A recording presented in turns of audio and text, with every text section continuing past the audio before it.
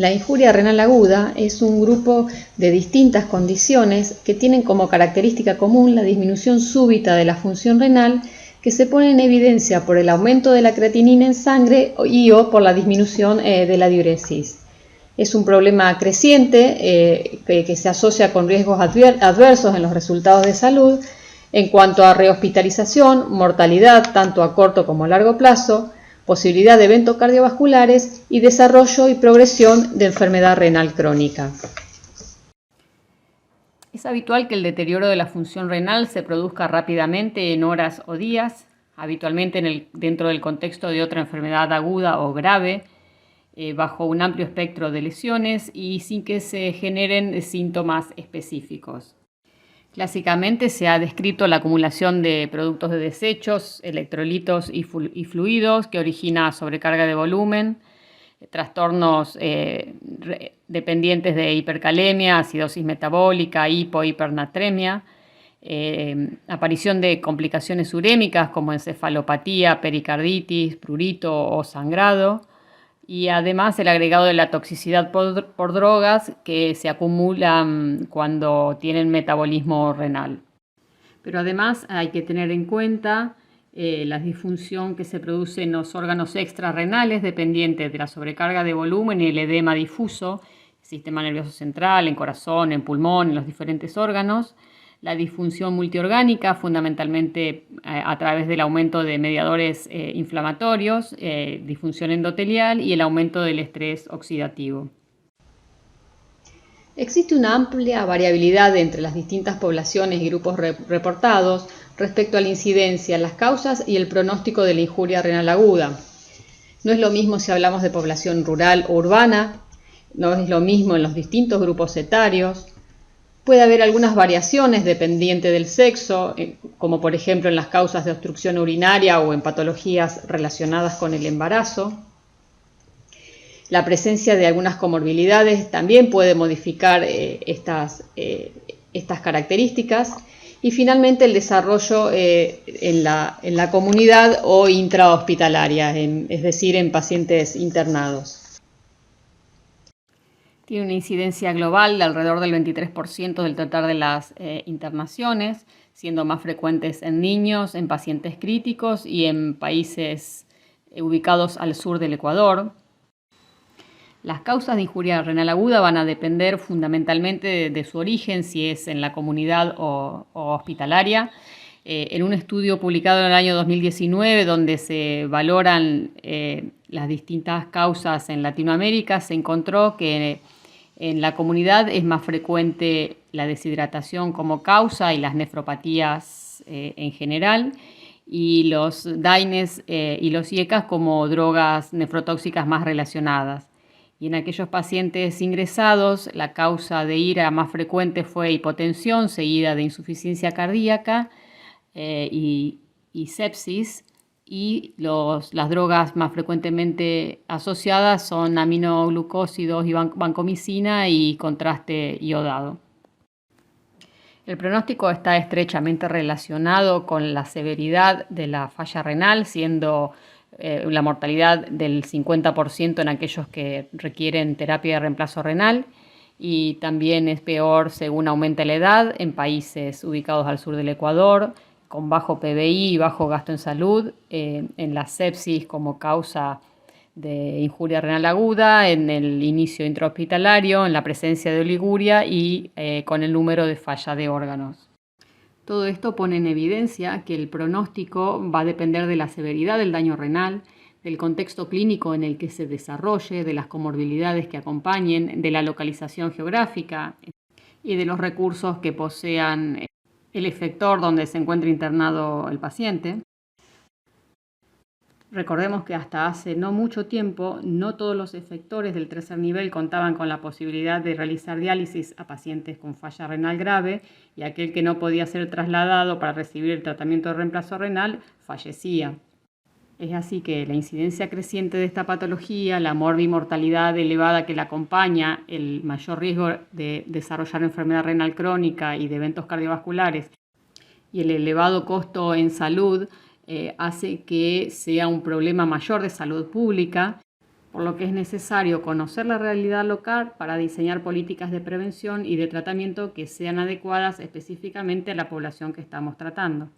Vista la necesidad de conocer la población con enfermedad renal más grave, enfermedad renal aguda más grave en nuestra provincia, es que se lleva un registro de las injurias renales agudas que requirieron terapia de reemplazo renal en los distintos efectores de la provincia. Este registro se inició en el año 2017. Llevan acumulados casi 1.000 pacientes. Este es un análisis de 844 que se hizo el corte de pacientes ingresados hasta el 31 de diciembre de 2021, de 9 efectores de la provincia, Iturraspe y Cuyen en Santa Fe, el Hospital de Rafaela, el de Venado, Centenario, Baigorria, ECA, Hospital Provincial, el Centenario. En ellos encontramos que la población tenía un promedio de edad de alrededor de 47 años, que casi el 70% eran varones y que el 80% había desarrollado la lesión renal estando internado en unidad de críticos. En cuanto a las características de esta población, el 74% ya presentaba alguna comorbilidad en el momento del ingreso. De las más frecuentes, el 44% era hipertensión, el 35% diabetes, un 16% ya habían tenido un evento cardiovascular y el 11% tenía diagnóstico de enfermedad renal crónica. En cuanto a las causas de injuria renal aguda, estaban asociadas el 45% a shock, 36% infección y un 29% deshidratación. El 87% de estos pacientes tenía daño de otros órganos, además del renal, y este valor se elevaba al 100% de los pacientes COVID.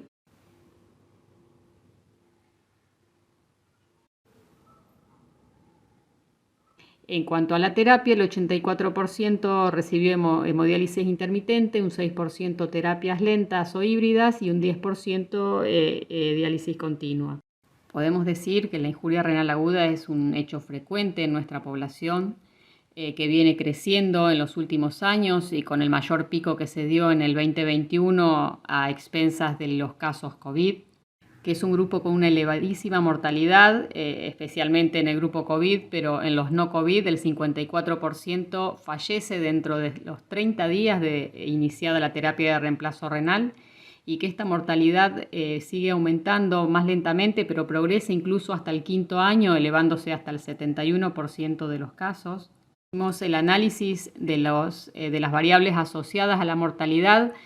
Dentro de los primeros 30 días, el riesgo de muerte se asoció con shock e infección, fundamentalmente shock séptico, desarrollo en unidades de críticos, grado de compromiso extrarrenal, injuria renal aguda oligúrica e infección por COVID. Y luego de los 30 días, la mortalidad se asoció con el antecedente de enfermedad renal crónica, enfermedad cardiovascular, hipertensión, diabetes, neoplasia, persistiendo mayor riesgo de muerte en aquellos en donde la injuria renal aguda se desarrollaba en unidades de críticos y era de característica oligúrica. El grupo de sobrevivientes a 30 días, el 15% tenía la posibilidad de ingresar o de quedar en hemodiálisis crónica, especialmente si eran mujer, y si tenía el antecedente de enfermedad renal crónica, de diabetes, de hipertensión, o que la causa de injuria renal aguda fuera aislada y no vinculada a compromiso de órganos extrarrenales, fundamentalmente asociadas con glomerulopatías. Como resumen, podemos decir que la población hospitalaria que requiere hemodiálisis por injuria renal aguda son pacientes jóvenes, con comorbilidades previas en alta proporción, con gran compromiso de órganos extrarrenal, con una gran demanda de terapia de reemplazo renal, especialmente en COVID, que además tienen una gran mortalidad, que hay un grupo que va a ser dependiente de diálisis y que la mortalidad es elevada y se sostiene en el tiempo y es mayor en pacientes cuya causa está relacionada con infección por COVID y que presenta comorbilidades. Por todas estas características vamos a tener que hacer un diagnóstico rápido de la situación, un seguimiento y una evaluación que sea apropiado y una identificación de patologías que requieran terapia e intervenciones específicas. Las guías actuales de práctica clínica definen el diagnóstico de injuria renal aguda como el aumento en la creatininemia en al menos 0,3 miligramos por decilitro en 48 horas o una vez y media desde un valor basal conocido o presumido en los últimos 7 días y o por la disminución del ritmo diurético. Según el grado de aumento de la creatininemia o el tiempo de disminución de la diuresis, se puede clasificar en 3 estadios de severidad creciente que van del 1 al 3 y que además tiene que ver con peor pronóstico y posibilidad de necesitar terapia de reemplazo renal con los peores valores.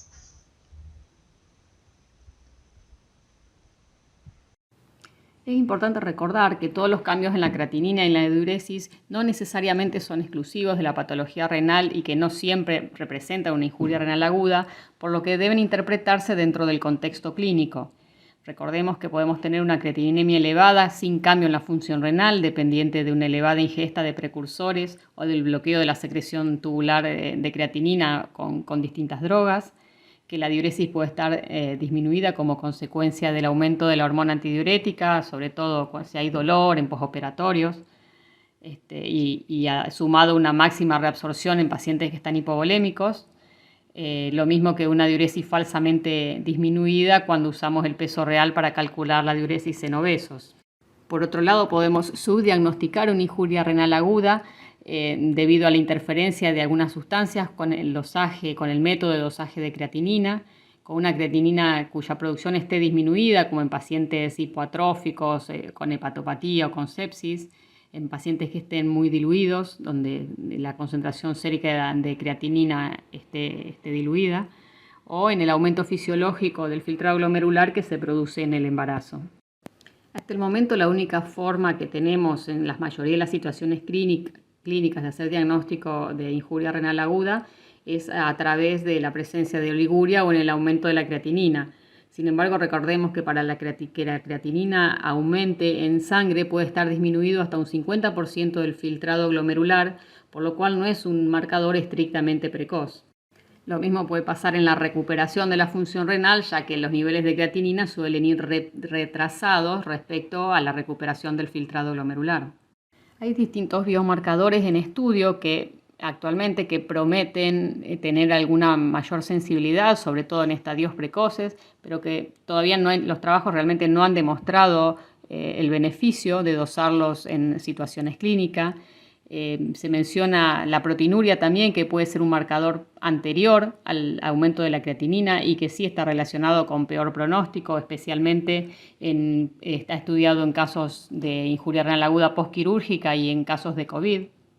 Y finalmente podemos utilizar también el test de 3 de furosemida, que evalúa la integridad, es una evaluación funcional, evalúa la integridad de la función tubular renal, y se ha demostrado que puede ser marcador de gravedad, de progresión y de recuperación de falla renal, con una mejor predicción comparado con algunos de los otros biomarcadores.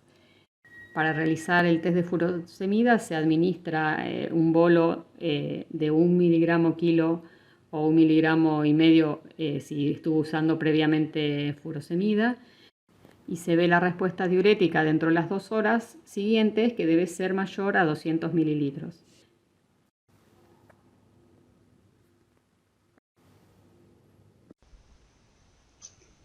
La lesión renal aguda no presenta ningún síntoma específico, por lo que se hace necesario sospecharla e identificar factores de riesgo según la susceptibilidad individual y la exposición. Afecciones médicas crónicas, procedimientos, medicamentos, factores demográficos como mayor edad aumentan el riesgo ante la exposición a factores que causan injuria renal aguda.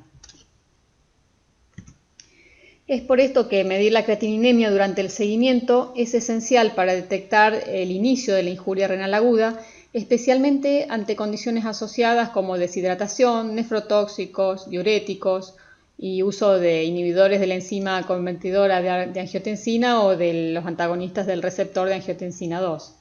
Recordemos que tanto IECA como ARA2 potencian la hipoperfusión tubular en el caso de hipotensión arterial, y los antiinflamatorios no esteroides disminuyen las prostaglandinas vasodilatadoras en pacientes con reserva renal disminuida o comprometida. La injuria renal aguda puede originarse en distintas patologías. Habitualmente se da en el contexto de otra enfermedad y si bien pueden identificarse un amplio espectro de lesiones, podemos agruparlas en tres grupos principales: las causas prerrenales, renales y posrenales. Estos grupos suelen tener hallazgos en la historia clínica y en el examen físico que nos permiten orientar en el diagnóstico de la causa. Las causas prerrenales producen disminución del flujo sanguíneo renal y pueden presentarse ante hipovolemia, ante hipoperfusión o ante fármacos que comprometen la hemodinamia renal. Habitualmente la orina está concentrada y el sedimento es normal. Si la causa que produce la hipoperfusión renal se prolonga en el tiempo o es muy severa, se va a desencadenar un daño en las células tubulares y a esto vamos a llamar necrosis tubular aguda. En este caso la orina deja de ser concentrada y van a aparecer cilindros glandulares.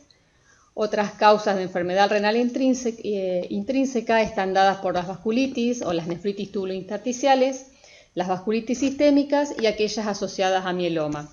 En este caso también vamos a tener un sedimento grabado, pero habitualmente por células inflamatorias o por eritrocitos, y puede haber también cilindros hemáticos.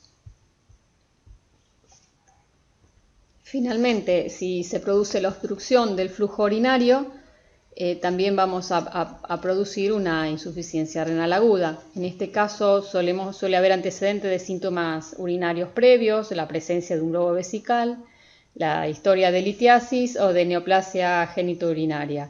Y el hallazgo patognomónico va a ser la presencia de hidronefrosis en la ecografía. Una vez descartada la posibilidad de hipovolemia o de obstrucción como causas de injuria renal aguda, que suelen ser las más frecuentes, se harán exámenes dirigidos según los hallazgos que hayamos obtenido en el screening inicial y lo que surja del interrogatorio y del examen físico de los pacientes. Aunque la evaluación clínica inmediata puede no ser posible en atención primaria, el tiempo apropiado para la revisión va a estar determinado por el contexto clínico. Pacientes que estén clínicamente estables con una injuria renal aguda en etapas 1 o 2 pueden ser tratados y controlados en atención primaria. La evaluación inicial debe contener un hemograma, un ionograma, una orina completa, y con eso vamos a buscar detectar infección, inflamación o alguna anormalidad electrolítica. Y el mismo análisis de sangre que confirme la injuria renal aguda puede revelar alguna anomalía que requiere una intervención urgente, como puede ser la presencia de hiperpotasemia. Si contamos con la ecografía, nos va a ayudar a distinguir entre una insuficiencia renal aguda y una enfermedad renal crónica. En este caso, la reducción del tamaño renal y cortical y el grosor del parénquima nos va a sugerir una enfermedad renal crónica subyacente. Y si sospechamos una uropatía obstructiva, lo vamos a confirmar con la presencia de una hidronefrosis. En esta evaluación inicial vamos a tratar de determinar la causa con especial atención a la presencia de causas reversibles. Vamos a tratar de evaluar los desencadenantes, si estamos frente a una enfermedad aguda, como infección, hipotensión, quemaduras, si hay empeoramiento de una condición clínica de base, como puede ser una insuficiencia cardíaca, o si hubo cambios recientes en la medicación, el agregado de drogas nefrotóxicas o el uso de contraste iodado. Respecto a las posibles causas reversibles, el tratamiento inicial recomendado va a incluir la hidratación, el tratamiento de infecciones, suspender medicamentos nefrotóxicos, diuréticos y ECA-UARA2 hasta que la creatinina regrese a los valores iniciales. Hay que evitar antiinflamatorios no esteroides y el uso de contraste endovenoso a menos que sea absolutamente necesario para el diagnóstico. Algunas situaciones como la insuficiencia cardíaca congestiva puede ser particularmente desafiante para encontrar un equilibrio entre el manejo de la función cardíaca y de la función renal, ya que tenemos que dar prioridad al tratamiento de la congestión. Y finalmente, si encontramos un globo vesical, la colocación de una sonda de Foley puede ser la solución a la injuria renal aguda.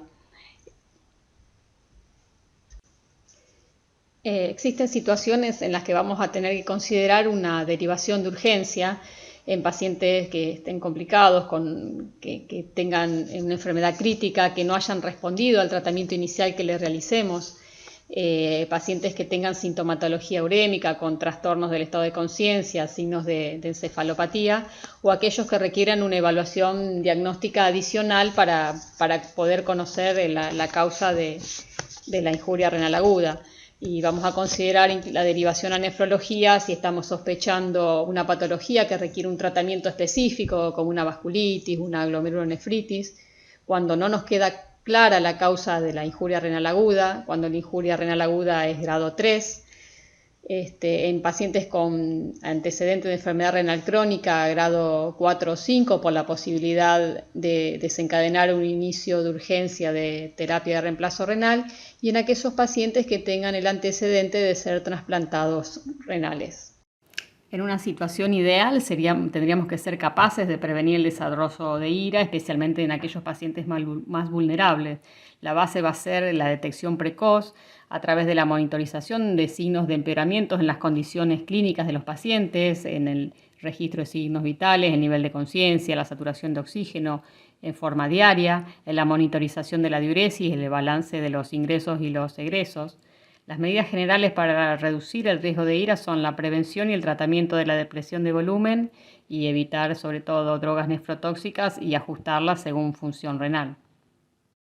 Podemos evitar o suspender transitoriamente IECA o ARA2 o diuréticos durante alguna intercurrencia aguda que pueda estar asociada con hipotensión y con depresión de volumen. Podemos expandir con solución fisiológica previo al uso de contraste iodado. En esta diapositiva les dejo a modo de recordatorio los nefrotóxicos más frecuentes con sus mecanismos, habitualmente vinculados a la generación de hipotensión o vasoconstricción, a la nefrotoxicidad directa y a la precipitación como cristales dentro de los túbulos. Una vez hecho el diagnóstico de la injuria renal aguda, vamos a instaurar el tratamiento específico y vamos a intervenir según la causa. Puede ser resucitación con fluidos, puede ser uso de sangre en caso de hemorragia, uso de vasopresores, desobstruir en causas obstructivas, etc. Todo enfocado a la causa. Además vamos a monitorizar los niveles de las drogas y los vamos a ajustar a la función renal. Y vamos a agregar un tratamiento de soporte para prevenir y manejar las posibles complicaciones.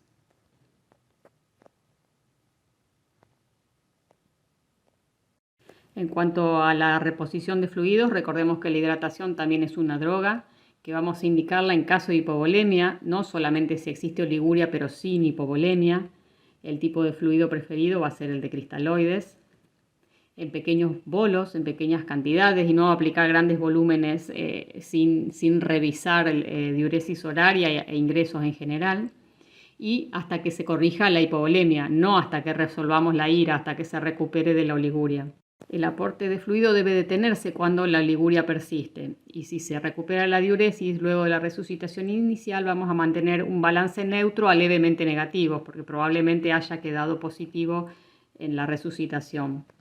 A veces es difícil no tentarse, pero no está bien usar rutinariamente furosemida en un paciente que no orina. Vamos a considerarlo si hay sobrecarga de volumen o de edemas, y siempre que estemos seguros de que el paciente aún no está en hipovolemia.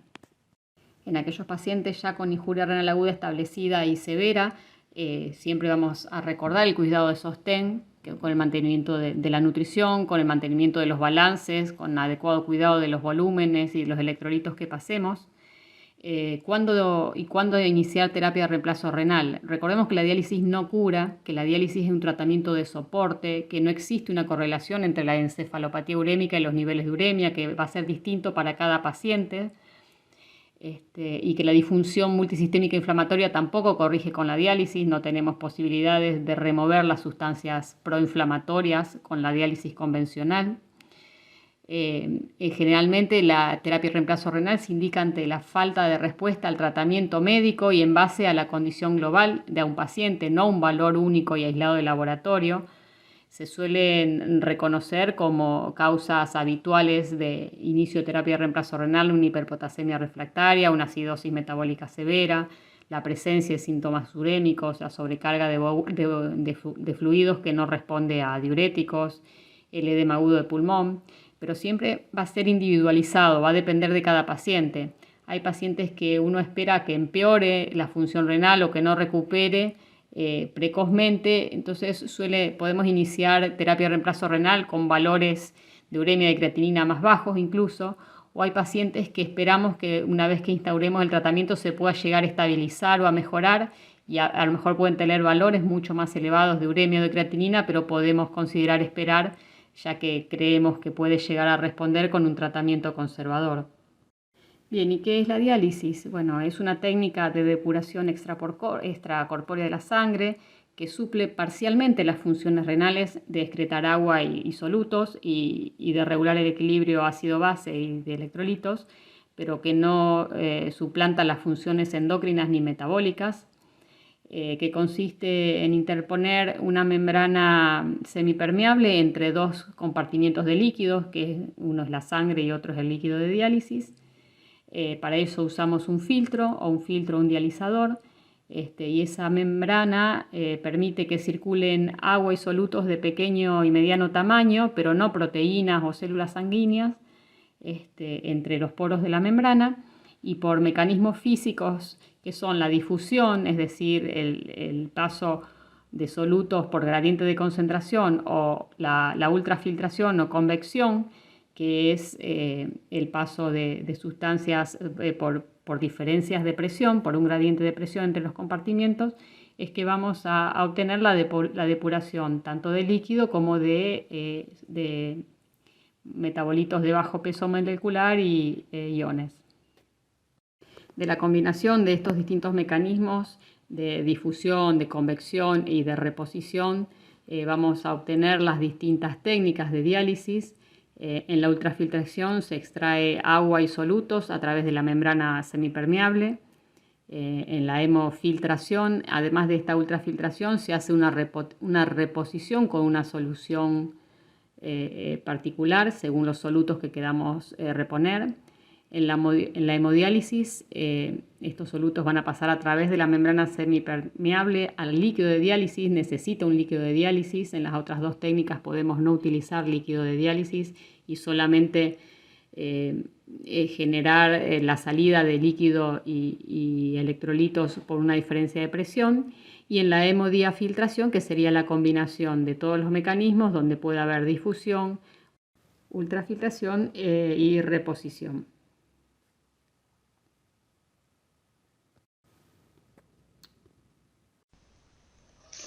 El rápido crecimiento en la incidencia de injuria renal aguda significa que la mayoría de estos pacientes van a ser detectados inicialmente por médicos de atención primaria, o que pacientes que estuvieron internados por una injuria renal aguda continuarán su seguimiento en la atención primaria luego del alta. El equipo que actúa en el primer nivel de atención conoce al paciente, sus comorbilidades, su entorno, y está en las mejores condiciones para detectar precozmente las complicaciones. Hay que tener en cuenta que la injuria renal aguda es la puerta de entrada para el desarrollo de enfermedad renal crónica y que además representa un factor de riesgo independiente en mortalidad a corto y a largo plazo en los distintos escenarios clínicos asociados. En este contexto de enfermedad aguda con secuelas crónicas, la transición de la atención es una oportunidad para reducir el impacto de la injuria renal aguda a largo plazo luego del alta. La intensidad del seguimiento va a ser proporcional al riesgo renal y al riesgo cardiovascular. Aquellos pacientes que identifiquemos como de alto riesgo podrían lograr un mayor beneficio con una vigilancia más temprana y o más frecuente. La evaluación de la función renal residual puede ayudar a identificar estos pacientes que tienen más probabilidad de desarrollar una enfermedad renal crónica progresiva. Las pautas actuales recomiendan la medición de creatinina e índice de filtrado glomerular estimado 3 meses después de haber padecido una lesión renal aguda para valorar si resolvió, si se generó una enfermedad renal crónica de nuevo o si empeoró una enfermedad renal crónica preexistente. Sin embargo, pacientes con mala recuperación renal van a necesitar una revisión más precoz, probablemente 1 o 2 semanas después del alta.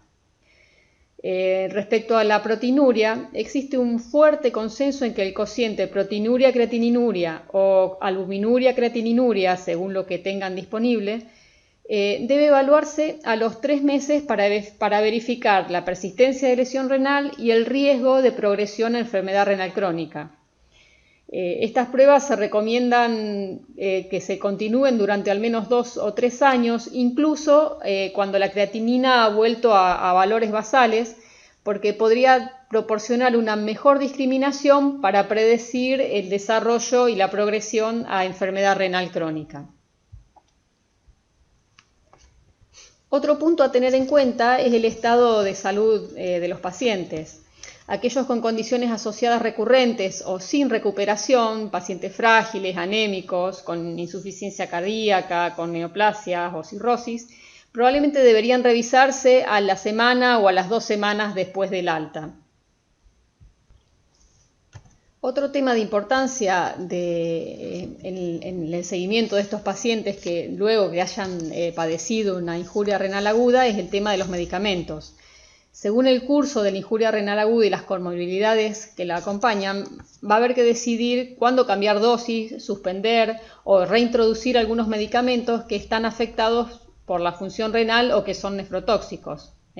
Hay que hacer un ajuste de dosis individualizado, posiblemente escalonado, y que se base en el riesgo renal y cardiovascular. Probablemente haya que evitar o retirar drogas nefrotóxicas o que tengan metabolitos activos, e introducir o reintroducir oportunamente algunos otros medicamentos con propiedades renoprotectoras o cardiovasculares como los diuréticos y los IECA o ARA2. Hay que tener en cuenta que si bien se puede dar un empeoramiento inicial en la función renal durante el tratamiento de la insuficiencia cardíaca, hay que darle prioridad al tratamiento de la congestión. Y además existe evidencia de que el inicio o la reinstitución de los IECAs podría mejorar los resultados cardiovasculares y renales después de que haya ocurrido una injuria renal aguda.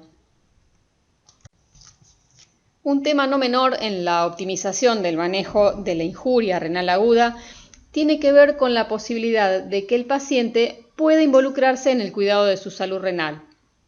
Es frecuente que los pacientes no tengan un seguimiento después del alta hospitalaria e incluso desconocen que han tenido una injuria renal aguda.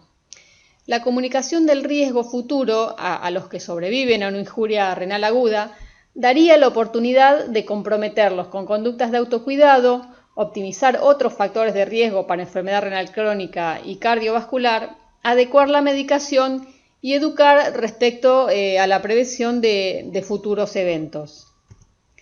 Las medidas generales para reducir el riesgo de injuria renal aguda son la prevención y el tratamiento de la deshidratación, evitar drogas nefrotóxicas, evitar o suspender transitoriamente los IECAs o los ARA2, los diuréticos durante intercurrencias para prevenir la hipotensión y la depresión de volumen y monitorizar los niveles de droga adecuándolos al filtrado glomerular del paciente.